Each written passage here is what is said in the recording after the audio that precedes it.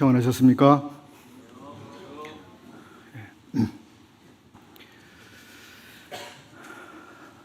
저만 반팔 옷을 입고 있는 것 같습니다. 뒷북을 좀 제가 쳐요. 그리고 좀 늦된 특성을 가지고 있습니다. 제 친구들이 사춘기가 되어서 막 반항적이고 몰래 담배를 숨기고 다니고 그런 시절에 저는 여전히 그 어린 소년의 목소리로 짹짹짹짹거리면서 그리고 수년 뒤에 저의 음성도 서서히 변성기를 맞이했습니다. 계절이 서서히 바뀌어 가고 있습니다. 저는 반팔을 입는 게 이제 자연스러워 보이지 않을 정도로 바뀌고 있는데 햇대추가 시장에 나오고 있고 햇밤도 나오고 있습니다. 드셔보셨죠? 우리 마당의 감이 주황색이 점점 이렇게 범위가 넓어져 가고 있는 것을 매일 조금씩 볼 수 있습니다. 지난주에 그 아들 관계로 지방에를 다녀왔는데 들판에 벼들이 노랗게 변해가고 있는 것을 보았습니다. 우리는 7월 말부터 예레미야서를 교회적으로 같이 읽고 있고요. 이제는 이제 예레미야 애가를 읽고 있습니다. 지금 중간쯤 와 있는데요. 이번에 교회적으로 예레미야서 그리고 애가서를 함께 읽으시면서 우리 성도님들께서 받으시는 감동이 많으신 것 같습니다. 여기저기서 말씀해 주시고 교제해 주시는 것을 들을 수 있습니다. 말씀으로 우리 성도님들 개인을 찾아가시고 만나주시고 함께 주시는 이 하나님의 은혜를 볼 수 있어서 감사합니다. 구약의 선지자들이 마음에 깊이 생각했던 단어 두 가지를 오늘 좀 나누어 보려고 합니다. 그 가운데 하나가 이런 단어가 있습니다. 제가 물 좀 마시겠습니다. 돌아가자라고 하는 단어입니다. 돌아가자. 선지자들이 아주 강조했던 단어. 한번 따라 해보시겠어요? 돌아가자. 예, 돌아가자. 예. 어디로요? 네. 이 말은 지금 사람들이 겪고 있는 문제의 근원이 어디에 있는지를 말해주는 대표적인 단어입니다. 그리고 모든 문제가 어떻게 해야 해결이 되고 다시 원래대로 회복할 수 있는지를 말해주는 단어이기도 합니다. 돌아가자. 우리가 호세아서를 읽게 될 때 호세아 선지자가 우리가 여호와께로 돌아가자 6장에서 아주 강조하고 있는 것을 떠올려 볼 수 있습니다. 우리가 돌아가자. 그럼 여호와께서 우리의 상처를 찢어진 곳을 낫게 해주실 것이다. 싸매 주실 것이다. 아모스 선지자는 아주 애타는 이 하나님의 마음을 대변하면서 아모스서 4장에서만 5번 이 돌아가는 문제에 대해서 이야기하고 있습니다. 제가 4장에 인용을 좀 드려보겠습니다. 아모스서 4장 6절입니다. 또 내가 너희 모든 성읍에서 너희 일을 즉 일을 치아죠 치아 일을 깨끗하게 하며 너희의 각 처소에서 양식이 떨어지게 하였으나 너희가 내게로 돌아오지 아니하였느니라. 또 8절에도 똑같이 말씀하는데요. 두세 성읍 사람이 어떤 성읍으로 비틀거리며 물을 마시러 가서 만족하게 마시지 못하였으나 너희가 내게로 돌아오지 아니하였느니라. 9절에도 너희가 내게로 돌아오지 아니하였느니라. 뒤에 2번 더 반복이 됩니다. 돌아오지 않고 있는 거기에 모든 문제가 있고 돌아옴으로써 이 문제가 해결되는 그 시작이라고 하는 것을 말해주고 있습니다. 이사야 선지자나 예레미야 선지자도 진실한 회개 그리고 진실한 돌이킴이 없는 이 유다의 불성실을 책망을 하고, 특별히 예레미야 선지자는 예루살렘 성이 이제 멸망을 향해서 조금씩 가까워지는 이 모습을 안타깝게 지켜보았습니다. 왜 돌아오고 있지 않은지, 왜 돌이키지 않는지. 이사야 선지자가 이야기한 것처럼 소나 나귀는 구유도 알고 주인을 알고 있지만 내 백성은 그렇지 않다. 내 백성이 얼마나 몰상식하고 패륜적인지 말했습니다. 예레미야 선지자는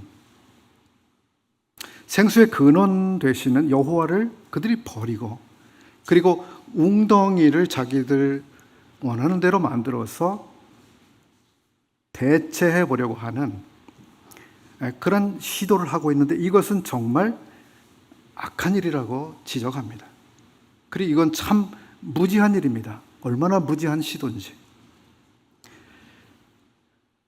하나님이 선택하신 그들은 이 바보 짓을 멈추지 않았습니다. 나라가 망해버린 그 다음에도 이 바보 짓을 그만두지 않았습니다. 생수의 근원 되신 웅덩이를 그들은 찾고 파고, 그래서 그들이 또 발견한 웅덩이가 이집트였습니다. 이집트, 우리를 보호해 줄 수 있어. 우리를 지켜줄 수 있는 존재는 이집트야. 그러니까 우리가 이집트로 가야지. 이 모든 잘못들과 이 불행스러운 현재 상황에서 벗어나는, 그리고 회복의 길로 갈 수 있는 길은 하나입니다. 어떤 길이겠습니까? 회개의 길입니다. 회개의 길, 회개하는 길. 이거 하지 않고 하나님과의 교제를 회복하고 하나님과 원만한 상태, 이걸 계속 유지하고 하나님이 원하시는 삶을 살고 하나님의 도우심, 하나님의 함께 하심을 어떻게 하나님께 돌아가야만 예전으로 돌아갈 수 있습니다. 우리들 가운데 혹시 그런 분이 계실는지 모릅니다. 내 삶이 요즘 왜 이렇지? 왜 이런 문제가 계속 일어나지? 왜 해결되지 않고 있지? 왜 점점 더 어려워지지? 왜 이렇게 힘든 삶이 계속되지? 선지서를 통해서 우리가 배우는 중요한 교훈, 이 하나는 회개하지 않는 그 나라는 망하게 된다고 하는 것입니다. 개인은 어떨까요? 회개하지 않는 개인은 어떻게 될까요? 망하는 겁니다. 그래서 회개해야 하고 돌이키라고 그렇게 간절히 반복해서 하나님 말씀하시는 겁니다. 왜 스스로 자기를 죽이는 그 길을 갑니까? 이번엔 조금 다른 분위기의 단어를 생각해 보겠습니다. 선지서 가운데 선지자들이 마음에 깊이 품었던 단어 하나가 긍휼이라고 하는 단어입니다. 긍휼. 하박국이라고 하는 선지자가 있습니다. 분명히 이스라엘 나라가 이제 심판을 받을 수밖에 없을 정도로 아주 망가져 버렸다. 패역적이다. 반항적이다. 이 사실을 이 선지자가 보면서 이제 심판을 피할 수 없는 지경이 됐다. 바벨론에 의해서 엄청난 파괴와 죽음, 그것이 자기 땅에 임할 것이라고 하는 사실을 이 선지자가 알았습니다. 그래서 그가 구한 것이 무엇일까요? 긍휼입니다. 긍휼을 구했습니다. 하박국서 3장 2절 이런 말씀이 있습니다. 여호와여, 진노 중에라도 긍휼을 잊지 마옵소서. 진노 중에라도 긍휼을 잊지 마옵소서. 하나님의 진노는 하나님의 의로우심 때문에 반드시 집행돼야 하는 것이었습니다. 진노를 내리지 말아달라고 할 수는 없는 겁니다. 하나님의 진노는 정당한 것이고, 그리고 인위적으로 마음대로 고무줄처럼 느렸다 줄였다 할 수 있는, 그게 하나님의 진노가 아닙니다.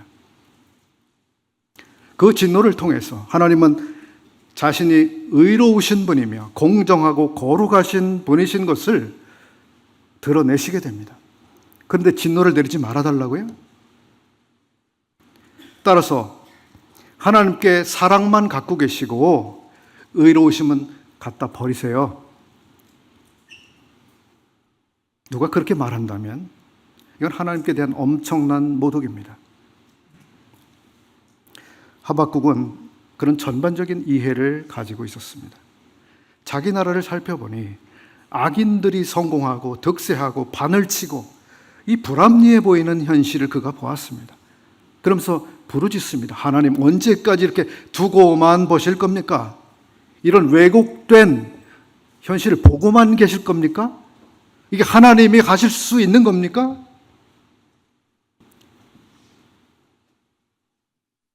불평을 드러냅니다. 하나님이 대답하십니다. 그래, 내가 이 죄인들과 악을 심판할 것이다.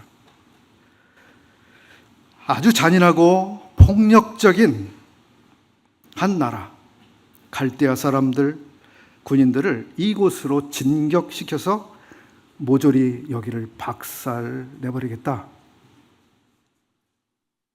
이렇게 말씀하십니다. 이 대답을 듣고 하박국은 기가 막혀버립니다. 아니, 바벨론이라고요? 그 나쁜 나라, 그 폭력적인 나라, 불합리한 나라, 그런 나쁜 놈들을 데려다가 우리를 때리시겠다고요?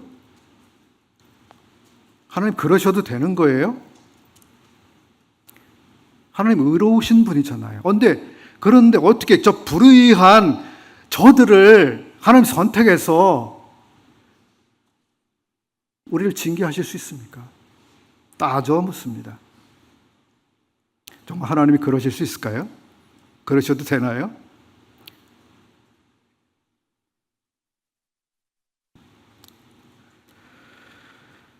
그러냐? 두고 봐라.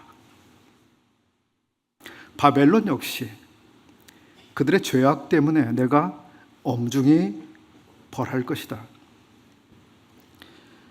그들은 자기들이 잘난 줄 알아서 이스라엘 민족을 쳐부수는 자격을 얻은 것으로 여기지만 그건 아니다. 그들은 교만해서는 안 된다. 그들은 잠시 사용하는 나의 도구일 뿐이다. 이렇게 하나님이 대답하시죠. 아, 그런 거군요. 그렇군요. 저는 하나님께서 죄와 악을 공정하게 그리고 분명하게 심판해 주시는 하나님을 믿고 있습니다. 그래서 정의가 세워지고 공평하게 사는 그때가 올 것을 확실히 믿어요.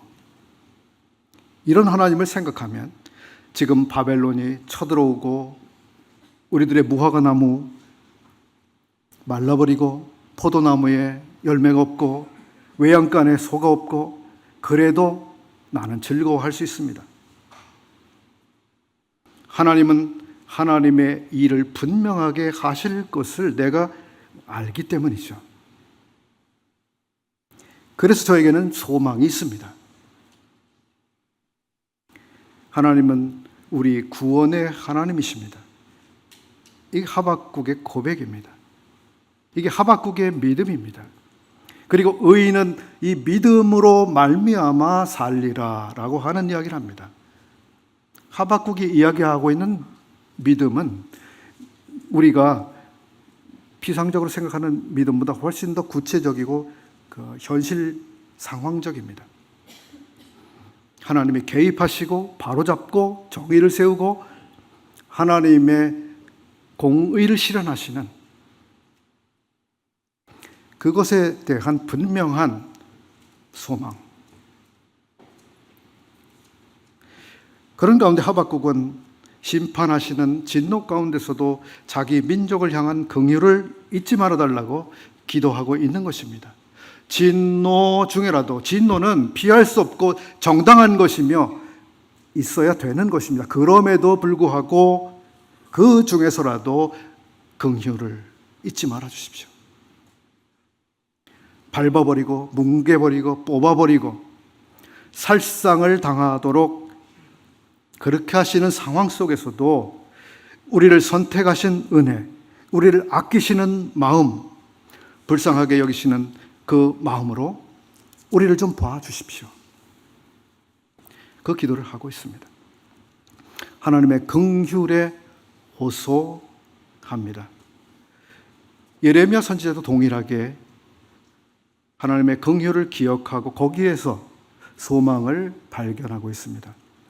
예레미야애가 3장 22절까지 17절부터 22절까지 읽어드리겠습니다.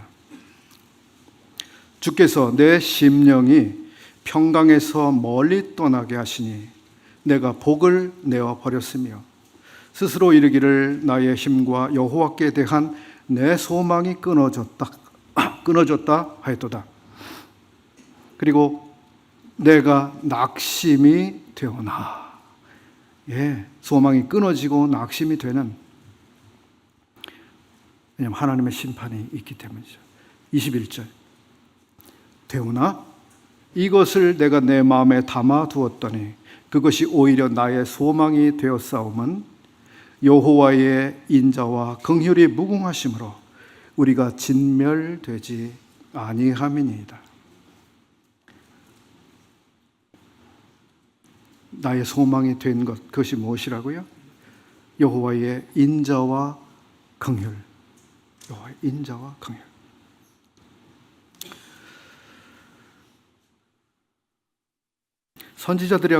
선지자들이 다 긍휼의 사람들은 아닌 것 같습니다. 선지서를 읽다 보면 특히 자기 자신이나 자기 공동체, 자기 나라에 대해서는 하나님이 긍휼을 베풀어 주시기를 좋아하고 당연히 긍휼을 베푸셔야 되는 것처럼 생각을 합니다. 그러면서도 다른 민족, 다른 나라 사람들에 대해서는 아주 잔인하고 냉혹한 태도를 보이는 경우가 있습니다. 마치 1만 달란트를 탕감받은 어떤 사람이 아주 가벼운 잘못을 그냥 넘어가지 못하는 아주 까다로운, 까탈스러운 그런 사람 이야기가 성경에 쓰여 있는 것처럼 말입니다. 옥선 목사님이 이런 글을 쓰셨는데요. 제가 인용을 좀 하려고 합니다. 사람마다 더디게 배우는 것이 있습니다. 여러분은 가장 힘들게 배운 것이 무엇입니까? 저는 고등학교 수학이 참 힘들었습니다. 신앙의 영역에서도 배우고 익히기 힘든 것이 있습니다. 어떤 사람은 헌금을 힘들어합니다. 마음이 싸우죠. 어떤 사람은 전도를 잘 배우지 못합니다. 어떤 사람은 기도를, 어떤 사람은 공동체적 삶을 참 더디 배웁니다.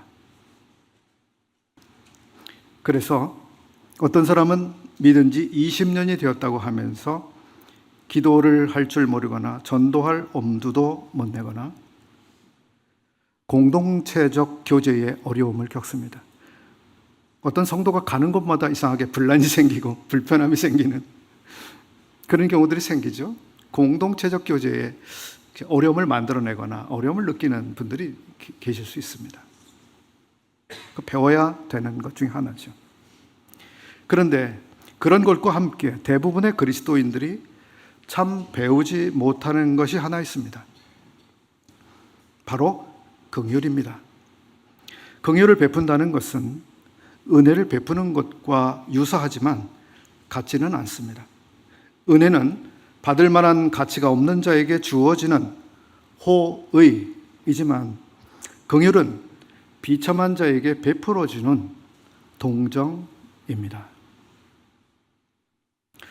예수님께서는 사람들에게 긍휼을 배워야 될 필요에 대해서 이렇게 말씀하신 일이 있습니다. 마태복음 9장 10절 이하인데요.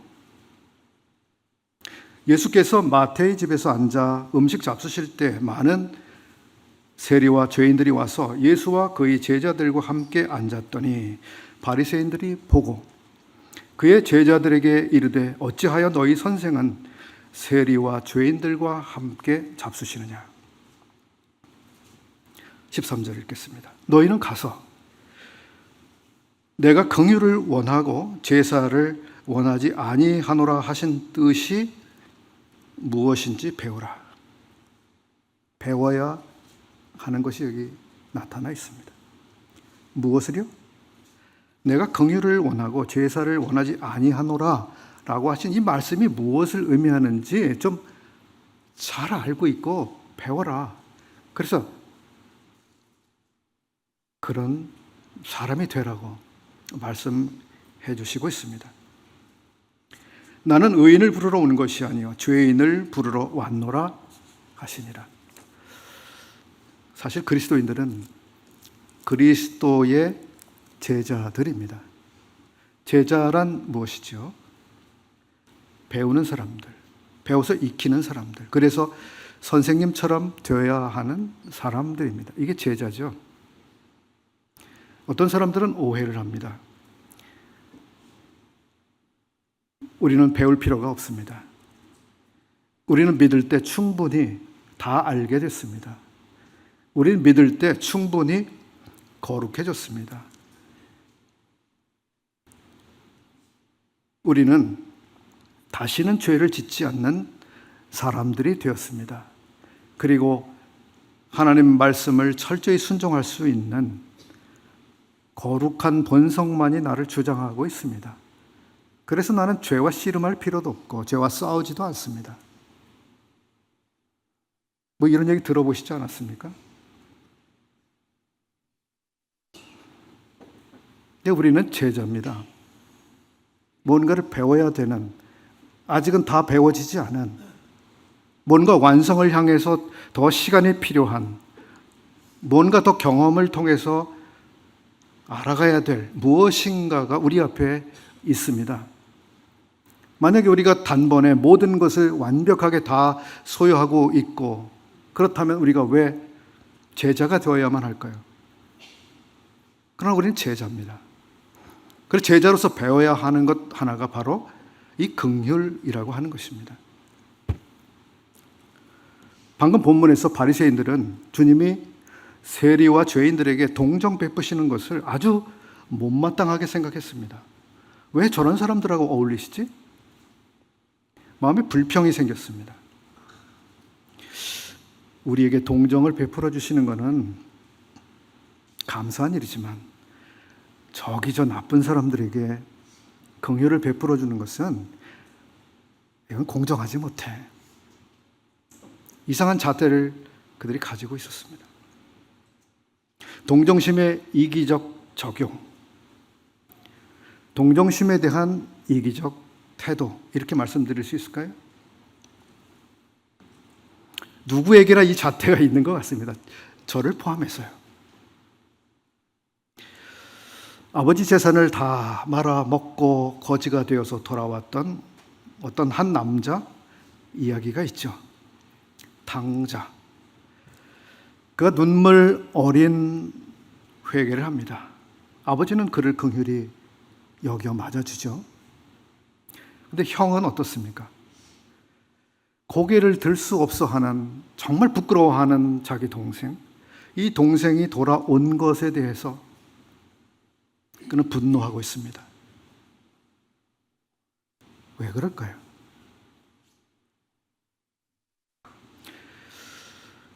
이런 모습을 비슷하게 발견할 수 있게 해주는 선지자가 한 사람 있습니다. 누구일까요?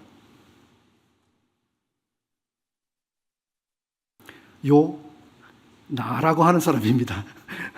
요나. 예. 그는 하나님 명령이 싫어서 고의로 도망해버린 선지자였죠. 하나님이 그를 가만두시지 않았습니다. 무엇을 하실까요? 훈련 코스를 시작합니다. 요나 특별 훈련 코스를 시작합니다. 바다에 엄청난 바람이 몰아치고 배를 엎어버릴 듯한 기세. 선원들이 놀라고 두려워합니다. 요나를 바다에 던지고 요나는 준비되어 있던 거대 물고기 뱃속에 감금됩니다. 일종의 교도소입니다. 교도소가 뭐 하는 것일까요? 교화시키는 곳입니다. 무언가 잘못했는지를 제대로 알게 해서 바른 사람으로 만들어 내려고 하는 것, 이게 교도소라는 것이죠. 하나님의 교도소에서 요나가 무엇을 하죠?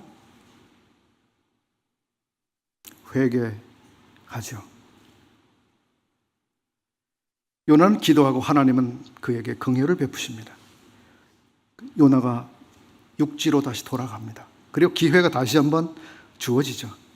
자, 순종할 기회가 주어졌습니다. 지난번에는 순종을 못했지만 이번엔 순종할 수 있는 기회. 그래서 요나가 순종합니다.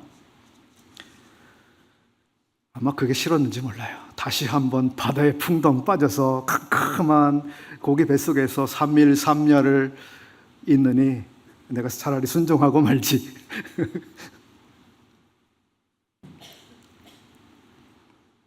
그래서 그는 순종을 하는데 참 원하지 않지만 순종합니다. 사흘길을 다니면서 외쳐야 될 선포할 소식을 하루만 합니다.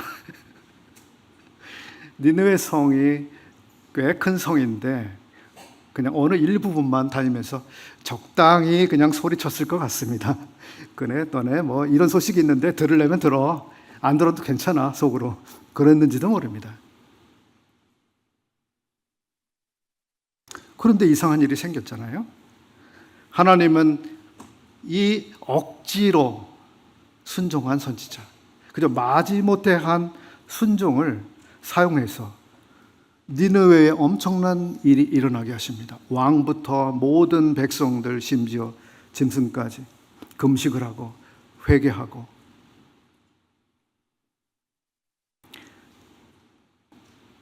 이런 모습을 요나가 보았습니다. 니느웨 성이 전부 회개하고 엎드리는 모습. 요나가 성 밖에, 니느웨 성 밖으로 나가요. 그리고 니느웨 성 밖에서 저기 니느웨 성을 지켜보고 있습니다. 그리고 그 성 밖에 초막을 만들고 거기서 계속 주시하고 있습니다. 관찰자가 되는 거죠.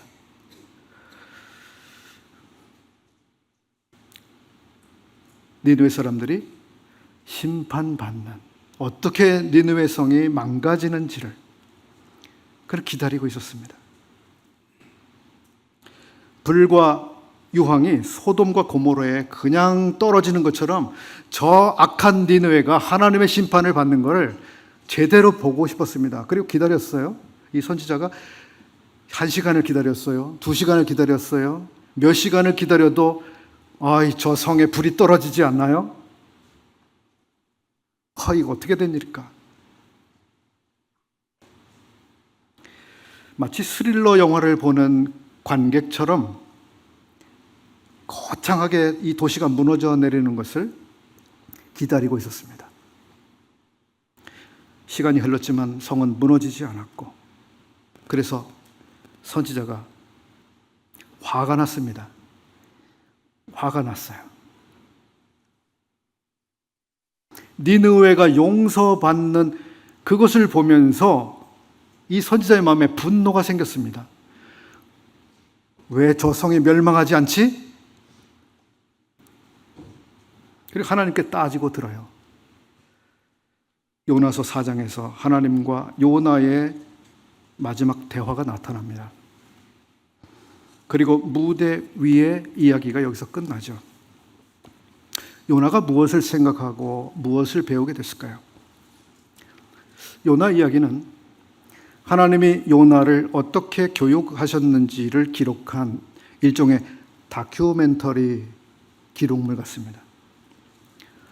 심판에 대한 스토리 안에서 긍휼이라고 하는 이 주제를 체험적으로 배우도록 하나님이 이끌어 가신 이 하나님의 자상하시고 또 기다려주시는 이 모습이 요나서에 나타나고 있습니다. 요나는 긍휼, 하나님의 긍휼, 이것에 대해서 정말 힘들게 배웠습니다. 바다에 빠지고 물고기 뱃속에 들어가고 뜨거운 태양 때문에 막 죽을 것 같은 경험도 하면서 도대체 긍휼이 뭔지, 하나님의 긍휼이 무엇인지, 우리 역시 하나님의 학교에서 뭔가를 배우는 과정이 참 쉽지 않습니다. 시간도 많이 걸립니다. 그리고 수업료도 비쌉니다. 요나는 죽을 뻔했잖아요. 우리도 뭔가 죽을 뻔하면서 배워야 되는 그러한 제자의 어떤 도가 있습니다. 온유, 겸손, 이거 어떻게 배울 수 있습니까? 진실함, 책임감, 헌신, 희생, 순종, 인내, 용기, 이게 거저 배워지는 것들입니까? 우리의 경험과 우리의 시간, 하나님 앞에서 우리가 시간을 보냄으로써 우리 배워지는 것들입니다.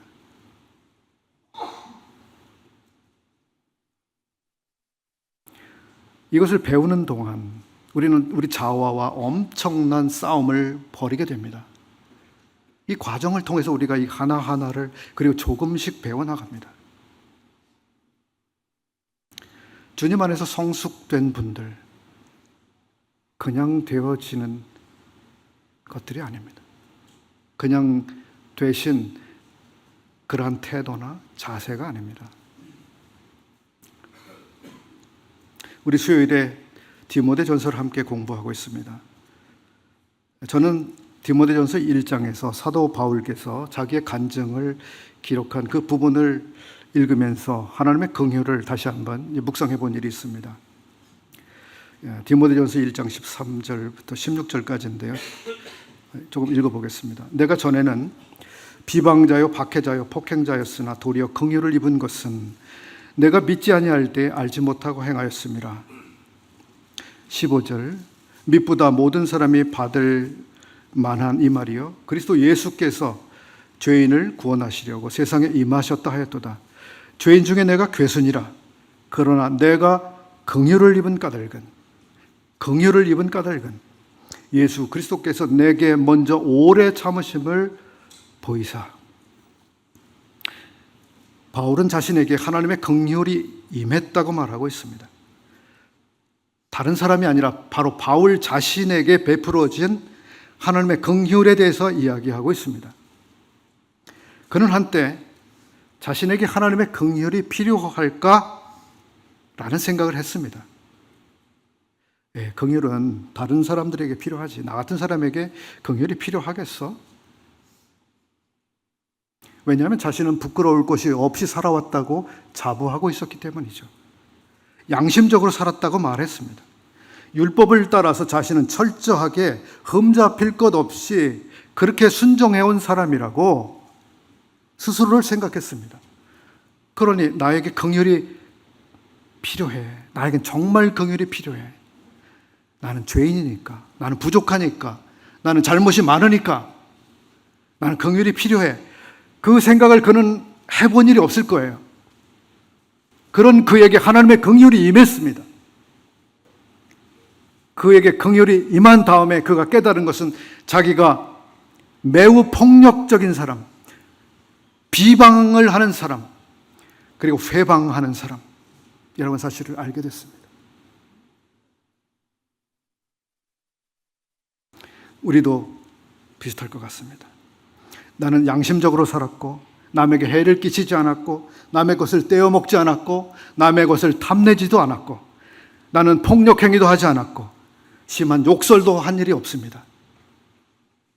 나는 잘 살았습니다. 양심적으로 도덕적으로 비난받을 일 없이 살았습니다. 그런 분 마음속에 과연 하나님의 긍휼을 간절히 구할까요? 나는 어려운 사람들을 그냥 지나치지 않았습니다. 나는 힘든 사람들을 못 본 채 하지 않았습니다. 나는 어려운 사람들을 도왔습니다. 나는 선량하게 살았습니다. 하나님의 긍휼은 저기 무덤 사이에서 귀신 들려서 소리 지르면서 자기 몸에 상처를 내는 저런 딱한 사람에게나 필요하지. 긍휼, 그건 몸이 꼬부라져 누군가 그를 들쳐 업고 가야만 되는 중풍병자에게 필요한 거 아니겠어? 긍휼은 간음하다가 저 붙잡힌 저 사람에게 필요한 거지. 긍휼은 빌라도 같은 비겁한 사람, 헤롯 같은 폭군, 가룟 유다 같은 저런 배신자에게 필요하지. 나 같은 사람에게 뭐 긍휼이 필요하겠어? 긍휼은 저 도둑질 한 다음에 잡힌 저 돌에 맞아 죽어야 되는 저 아간 같은 사람이나 필요한 거지. 나는 우수한 혈통의 사람이고 이 시대 최고의 지성을 대표하는 그런 유명한 사람 아니겠어?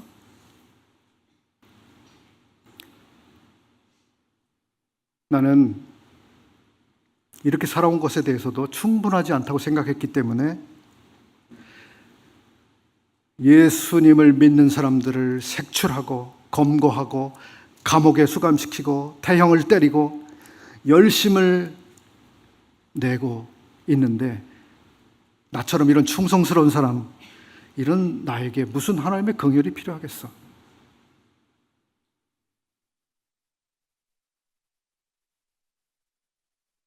하나님은 그러나 이 사람에게, 정말 이 사람에게도 긍휼이 필요하다고 하는 것을 아셨습니다. 정말 이 사람에게야말로 긍휼이 필요하다고 하는 것을 알았습니다. 그리고 하나님의 긍휼이 아주 긴급하게 필요하다고 하는 것을 알았습니다.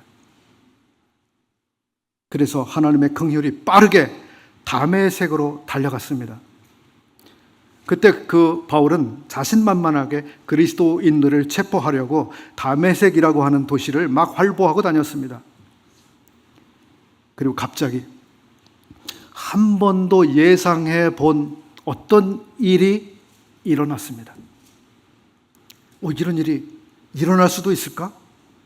하는 그 일이 그에게 일어났습니다. 그는 순간 시력을 잃어버렸습니다. 맹인이 됐습니다.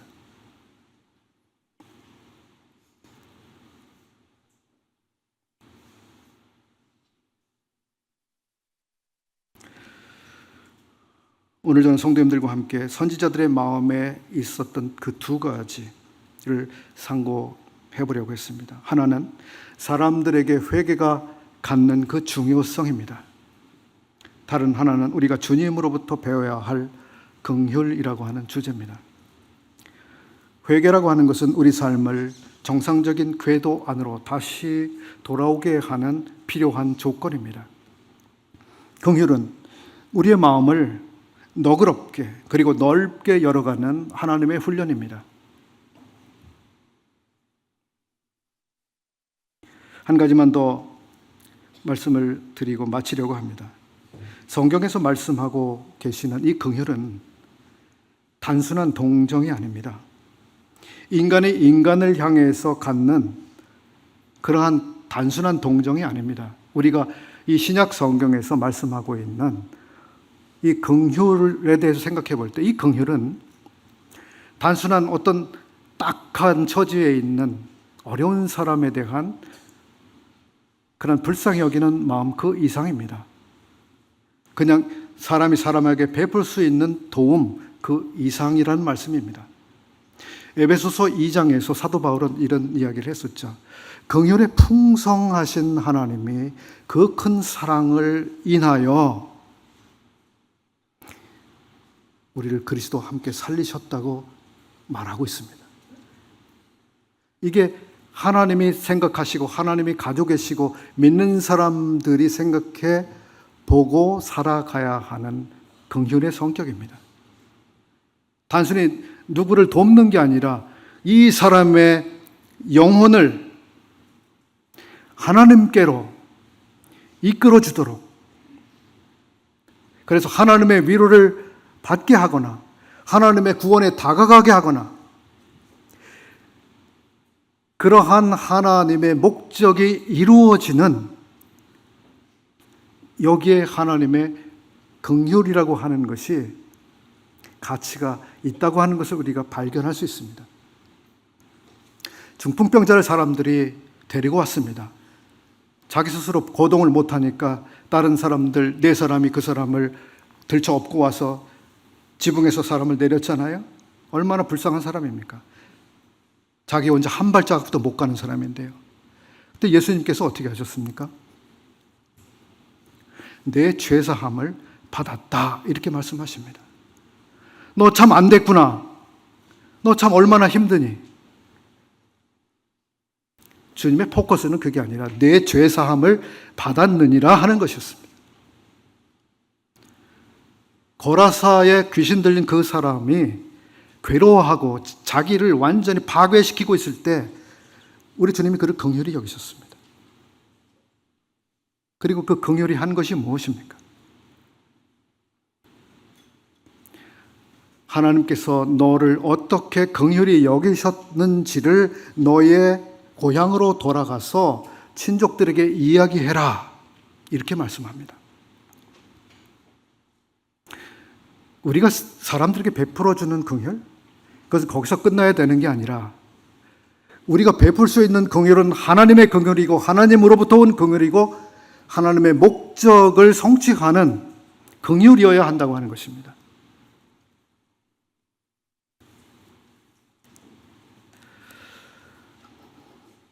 신약시대의 이 긍휼은 단순히 동정을 베푸는 게 아니라 동정을 베푸는 가운데 영혼을 하나님이 터치하시고 죄사함과 영생과 연결되도록 이 긍휼이 사용되고 있다고 하는 것입니다.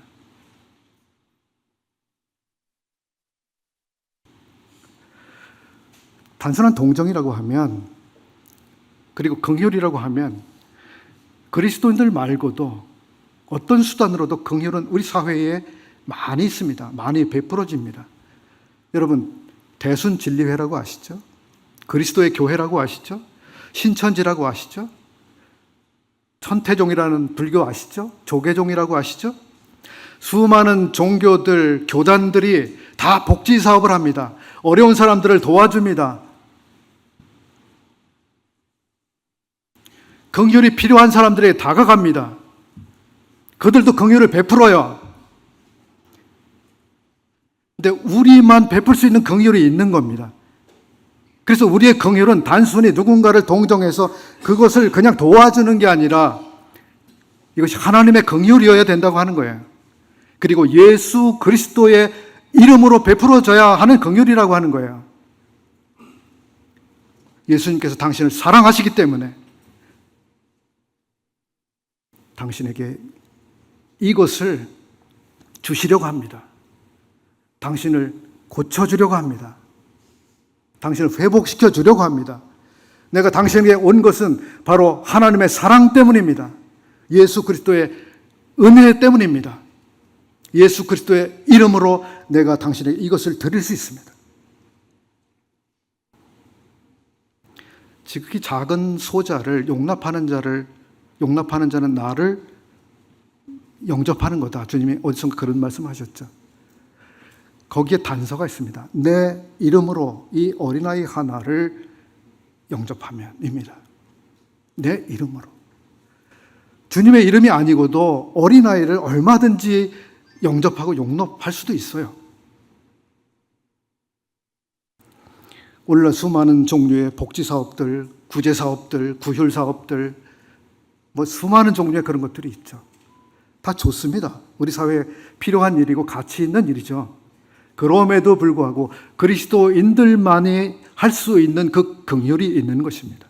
하나님의 긍휼입니다. 우리는 이 하나님의 긍휼을 배워야 하고, 요나처럼 정말 힘들게 배울지 어떻게 배울지는 모르지만 그것을 배워야 하고, 예수 그리스도의 긍휼로 사람들을 긍휼히 여기는 바로 그것을 우리가 해야 되는 사람들입니다. 오늘 드린 말씀이 우리 성도님들의 삶에서 하나님과 교제를 더 풍성하게 해주시면 좋겠습니다. 우리로 하나님의 용서를 우리 삶에서 적용하고 또 더 잘 나타내는 또 그런 데 사용이 되면 좋겠습니다. 자, 기도하고 마치겠습니다. 고마우신 아버지 하나님, 참 사도 바울처럼 저희도 저에게 하나님의 긍휼이 필요하다라고 하는 이 사실조차 알지 못하고 그저 제 도덕대로, 양심대로 그렇게 살다가 이제 하나님의 긍휼을 알게 되었고, 참으로 저 같은 존재가 얼마나 하나님의 긍휼이 필요했던 존재였는지를 깨닫게 해주시고, 이 긍휼이 얼마나 큰 것인지 그리고 놀라운 것인지를 알 수 있도록 저희 마음을 열어주시고 또 가르쳐 주신 것을 감사합니다. 주님께서 우리를 긍휼히 여기신 그 긍휼을 우리가 더욱 깊이 배우고 또 긍휼의 사람들이 되어서 하나님의 그 크신 긍휼을 우리 삶에서 나타내는 그런 성도의 삶을 살아갈 수 있도록 도와주시기를 원합니다. 우리 주 예수님의 귀하신 이름으로 기도드립니다. 아멘. 감사합니다.